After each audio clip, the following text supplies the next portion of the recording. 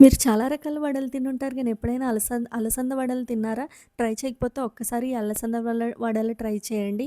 First అలసందల్ని బాగా wash చేసుకొని overnight soak చేసుకోండి. తర్వాత మిక్సీ జార్‌లో వేసుకొని ఇలా గ్రైండ్ చేసుకోండి. గ్రైండ్ చేసిన దాంట్లో సన్నగా చాప్ చేసిన ఆనియన్స్, సన్నగా చాప్ చేసిన కొత్తిమీర కూడా వేసుకొని టేస్ట్‌కి తగ్గ సాల్ట్ యాడ్ చేసుకోండి. సాల్ట్ కూడా వేసిన తర్వాత బాగా మిక్స్ చేసుకోండి. తర్వాత కడాయి పెట్టుకొని ఆయిల్ హీట్ చేసుకోండి. ఆయిల్ అనేది బాగా హీట్ అవ్వాలి. ఆయిల్ హీట్ అయ్యే లోపలనే ఇలా పిండిని బాగా మిక్స్ చేసుకొని కొంచెం పిండిని చేతిలోకి తీసుకొని ఇలా గారెల్లాగా ఒత్తుకొని గారెల్లా వేసుకోండి.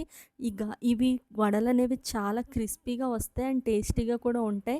పిల్లలకు కూడా బాగా నచ్చుతాయి. వాళ్ళు స్కూల్ నుంచి వచ్చేసరికి ఇలా వడలు చేసి పెట్టండి స్నాక్ కింద వాళ్ళు బాగా ఇష్టంగా తింటారు. కమ్మగా కూడా ఉంటాయి కదా! ఇంకా చేయమని కూడా అడుగుతారు మిమ్మల్ని. ఎవరైనా ఇంటికొచ్చినప్పుడు కూడా ఇలా వడలు చేసి పెట్టండి. చాలా చేశావు అని కూడా అంటారు. ఇవి బ్రౌనిష్ కలర్ రావాలి. సో, అలా వడలు వేసిన తర్వాత కదపకుండా ఒక నిమిషం ఉంచేయండి.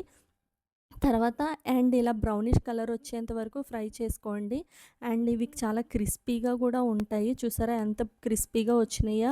ఇలా బ్రౌనిష్ కలర్ రాగానే బౌల్‌లోకి తీసేసుకోండి. ఈ వడలనేవి చాలా బావుంటాయి. ఎప్పుడు వడలు చేసుకోవాలన్నా ఇలా అలసంద వడలు ట్రై చేయండి. ఎప్పుడు నార్మల్ వడలు కాకుండా ఇలా టేస్టీగా హెల్తీగా ట్రై చేయండి. మీకు నచ్చుతుంది. చూసారా ఎంత క్రిస్పీగా వచ్చాయో? నచ్చిందా? ట్రై చేసి ఎలా ఉందనేది కామెంట్